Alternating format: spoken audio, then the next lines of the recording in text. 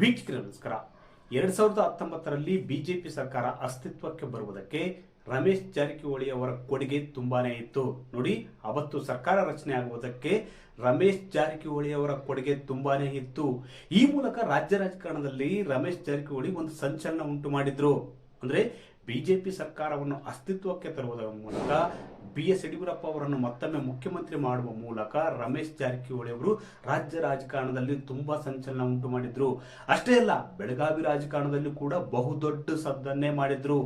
ಆವತ್ತಿನ ಮಟ್ಟಿಗೆ ರಮೇಶ್ ಜಾರಕಿಹೊಳಿ ಅವರು ಬಿಜೆಪಿಯಲ್ಲಿ ಏನ್ ಹೇಳ್ತಾರೆ, ಅವರ ಮಾತಿಗೆ ತುಂಬಾ ಪ್ರಾಮುಖ್ಯತೆ ಇತ್ತು, ತುಂಬಾ ಆದ್ಯತೆ ಇತ್ತು, ತುಂಬಾ ಮಾನ್ಯತೆ ಕೂಡ ಇತ್ತು. ಅವ್ರೇನ್ ಹೇಳ್ತಾರೆ ಅದು ಕೂಡ ಎಲ್ಲವೂ ಬಿಜೆಪಿಯಲ್ಲಿ ನಡೀತಿತ್ತು. ಆದ್ರೆ ನೋಡಿ, ಈಗ ಕಾಲ ಬದಲಾಗಿದೆ. ಬಿಜೆಪಿಯಲ್ಲಿ ರಮೇಶ್ ಜಾರಕಿಹೊಳಿ ಅವರ ಮಾತಿಗೆ ಪ್ರಾಧಾನ್ಯತೆ ಇಲ್ಲದಾಗಿದೆ, ಆದ್ಯತೆ ಇಲ್ಲದಾಗಿದೆ.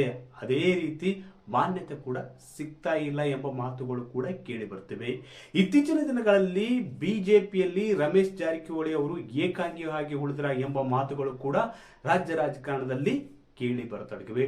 ವಿಶೇಷವಾಗಿ BY ವಿಜಯೇಂದ್ರ ಅವರ ಬದಲಾವಣೆಗೆ ಪಟ್ಟು ಹಿಡಿದಿರತಕ್ಕಂತ ರಮೇಶ್ ಜಾರಕಿಹೊಳಿ ಅವರು ಈ ಒಂದು ವಿಷಯದಲ್ಲಿ ಬಹುದೊಡ್ಡ ಹಿನ್ನಡೆಯನ್ನೇ ಅನುಭವಿಸಿದ್ದಾರೆ. ಕಳೆದ 2 ವರ್ಷಗಳ ಹಿಂದ ನಾನು ರಾಜ್ಯಾಧ್ಯಕ್ಷರಾಗಿರುವ BY ವಿಜಯೇಂದ್ರ ಅವರ ನಾಯಕತ್ವವನ್ನು ಒಪ್ಪುವುದಿಲ್ಲ, ಅವರನ್ನು ಅಧ್ಯಕ್ಷರಾಗಿ ನಾನು ಸ್ವೀಕರಿಸುವುದಿಲ್ಲ ಅಂತ ಪದೇ ಪದೇ ಬಹಿರಂಗವಾಗಿ ಹೇಳಿಕೆ ನೀಡಿದ್ದಾರೆ. ಈ ಮೂಲಕ ಕಳೆದ 2 ವರ್ಷಗಳಿಂದ ರಾಜ್ಯಾಧ್ಯಕ್ಷರ ವಿರುದ್ಧ ಒಂದು ಅಸಮಾಧಾನವನ್ನು ವ್ಯಕ್ತಪಡಿಸುತ್ತಿದ್ದಾರೆ. ಅದೇ ರೀತಿ ಅವಕಾಶ ಸಿಕ್ಕಾಗಲೆಲ್ಲ ರಾಜ್ಯಾಧ್ಯಕ್ಷರ ಬದಲಾವಣೆಗಾಗಿ ದೆಹಲಿ ಟೂರ್ಗಳನ್ನು ಮಾಡಿದ್ದಾರೆ. ಆದ್ರೆ ಇದ್ಯಾವುದಕ್ಕೂ ಕೂಡ ರಮೇಶ್ ಜಾರಕಿಹೊಳಿ ಅವರಿಗೆ ಮಾನ್ಯತೆ, ಪ್ರಾಧಾನ್ಯತೆ, ಆದ್ಯತೆ ಕೂಡ ಬಿಜೆಪಿಯಲ್ಲಿ ಸಿಕ್ಕಿಲ್ಲ. ಈ ಮೂಲಕ ರಾಜ್ಯಾಧ್ಯಕ್ಷರಾಗಿರುವ BY ವಿಜಯೇಂದ್ರ ಅವರು ಸ್ಪಷ್ಟ ಮೇಲುಗೈಯನ್ನು ಸಾಧಿಸಿದ್ದಾರೆ.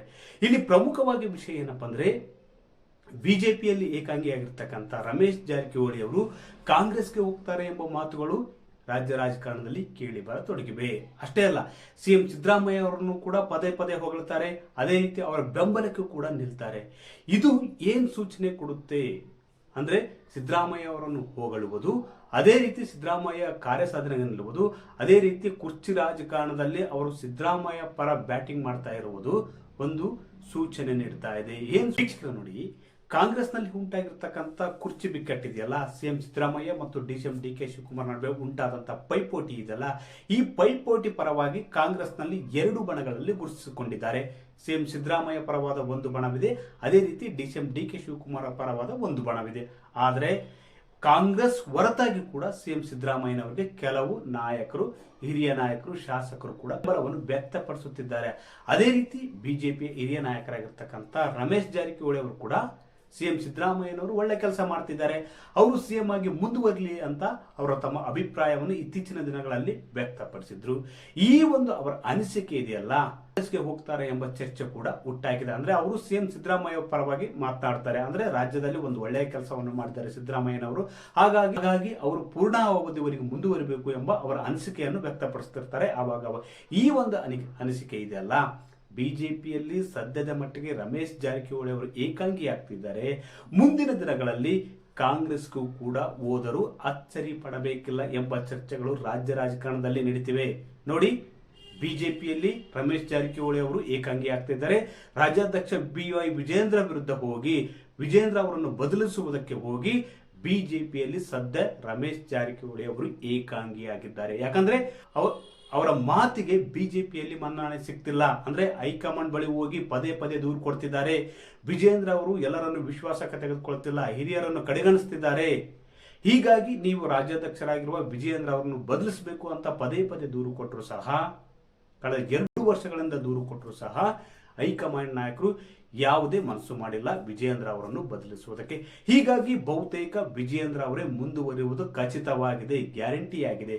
ಈ ಹಿನ್ನೆಲೆಯಲ್ಲಿ ರಮೇಶ್ ಜಾರಕಿಹೊಳಿ ಅವರ ಹೋರಾಟಕ್ಕೆ ಬಹುದೊಡ್ಡ ಹಿನ್ನಡೆಯಾಗಿದೆ. ಯಾಕಂದ್ರೆ ನೋಡಿ, ವಿಜಯೇಂದ್ರ ಅವರ ವಿರುದ್ಧದ ಹೋರಾಟದಲ್ಲಿ, ವಿಜಯೇಂದ್ರ ಅವರನ್ನು ಬದಲಾವಣೆ ಮಾಡಬೇಕು ಎಂಬ ಹೋರಾಟದಲ್ಲಿ ಮುಂಚೂಣಿಯಲ್ಲಿ ನಿಂತವರು ಇಬ್ಬರೇ ನಾಯಕರು. ಅದರಲ್ಲಿ ಪ್ರಮುಖರಾದರು ಬಸನಗೌಡ ಪಾಟೀಲ್ ಯತ್ನಾಳ್ ಅವರು ಪಕ್ಷದಿಂದ ಉಚ್ಚಾಟನೆಗೊಂಡಿದ್ದಾರೆ. ಉಚ್ಚಾಟನೆಗೊಂಡ ಬಳಿಕ ಈಗ ರಮೇಶ್ ಜಾರಕಿಹೊಳಿ ಅವರಿಗೆ ಪ್ರಾಧಾನ್ಯತೆ ಸಿಗುತ್ತಿಲ್ಲ. ಅವರ ಶಕ್ತಿ ಕುಂದಿದಂತೆ ಗೋಚರಿಸತೊಡಗಿದೆ. ನೋಡಿ, ಅವರ ಬೆನ್ನಿಗೆ ಯಾರಿಲ್ಲ ಇವತ್ತ ಅಂತ ಹೇಳಿಕೊಳ್ಳುವಂತ ಲೀಡರು, ವರ್ಚಸ್ಸಿರ್ತಕ್ಕಂಥ ಲೀಡರು ಯಾರು ಇವತ್ತು ರಮೇಶ್ ಜಾರಕಿಹೊಳಿ ಅವರ ಬೆನ್ನಿಗೆ ಇಲ್ಲ. ಇದು ಕೂಡ ಎಲ್ಲೋ ಒಂದ್ ಕಡೆ ರಮೇಶ್ ಜಾರಕಿಹೊಳಿ ಅವರಿಗೆ ಬಹುದೊಡ್ಡ ಹಿನ್ನಡೆ ಅಂತ ಕೂಡ ಹೇಳಲಾಗ್ತಿದೆ. ಹೀಗಾಗಿ ಮುಂದಿನ ದಿನಗಳಲ್ಲಿ ಅಂದ್ರೆ ಬಿಜೆಪಿಯಲ್ಲಿ ಸದ್ಯದ ಮಟ್ಟಿಗೆ ರಮೇಶ್ ಜಾರಕಿಹೊಳಿ ಅವರು ಏಕಾಂಗಿಯಾಗಿದ್ದಾರೆ ಎಂಬ ಮಾತುಗಳು ಕೇಳಿ ಬರ್ತಿವೆ. ಅದೇ ರೀತಿ ಸಿಎಂ ಸಿದ್ದರಾಮಯ್ಯ ಅವರನ್ನು ಪದೇ ಪದೇ ಹೊಗಳುವ ಹಿನ್ನೆಲೆಯಲ್ಲಿ ಮುಂದಿನ ದಿನಗಳಲ್ಲಿ ಅಂದ್ರೆ ಭವಿಷ್ಯದಲ್ಲಿ ರಮೇಶ್ ಜಾರಕಿಹೊಳಿ ಅವರು ಕಾಂಗ್ರೆಸ್ಗೆ ಹೋದ್ರೂ ಕೂಡ ಅಚ್ಚರಿ ಪಡಬೇಕಿಲ್ಲ ಎಂಬ ಮಾತುಗಳು ಹರಿದಾಡ್ತಿವೆ. ಇನ್ನೊಂದು ಕಡೆ ನೋಡಿ, ಅದೇ ಬೆಳಗಾವಿ ಜಿಲ್ಲೆಯ ಪ್ರಭಾವಿ ಇನ್ನೊಬ್ಬ ರಾಜಕಾರಣಿ ಯಾರಪ್ಪ ಅಂದ್ರೆ ಅದು ಕಾಂಗ್ರೆಸ್ನ ಲಕ್ಷ್ಮಣ್ ಸವದಿ ಅವರು. ಲಕ್ಷ್ಮಣ್ ಸವದಿ ಅವರು ಕೂಡ ಕಾಂಗ್ರೆಸ್ನಲ್ಲಿ ಏಕಾಂಗಿ ಆಗ್ತಿದ್ದಾರೆ ಎಂಬ ಮಾತುಗಳಿವೆ. ಅಂದ್ರೆ ಬಿಜೆಪಿಯಿಂದ ಕಾಂಗ್ರೆಸ್ಗೆ ಹೋಗಿರ್ತಕ್ಕಂಥ ಲಕ್ಷ್ಮಣ್ ಸವದಿ ಅವರಿಗೆ ಜಿಲ್ಲಾ ಕಾಂಗ್ರೆಸ್ನಲ್ಲಿ ಕೂಡ ಉಂಟಾಗಿರ್ತಕ್ಕಂಥ ಬಿಕ್ಕಟ್ಟು ಅಂದ್ರೆ ಮೂಲ ಕಾಂಗ್ರೆಸ್ಗರು ಅದೇ ರೀತಿ ವಲಸಿಗೆ ಕಾಂಗ್ರೆಸ್ಗರ ನಡುವೆ ಒಂದು ಪೈಪೋಟಿ ಶುರುವಾಗಿದೆ. ಈ ಒಂದು ಪೈಪೋಟಿಯಲ್ಲಿ ಲಕ್ಷ್ಮಣ್ ಸವದಿ ಅವರಿಗೆ ಅಲ್ಲಿ ಹಿನ್ನಡೆಯಾಗಿದೆ ಎಂಬ ಮಾತುಗಳು ಕೂಡ ಇವೆ.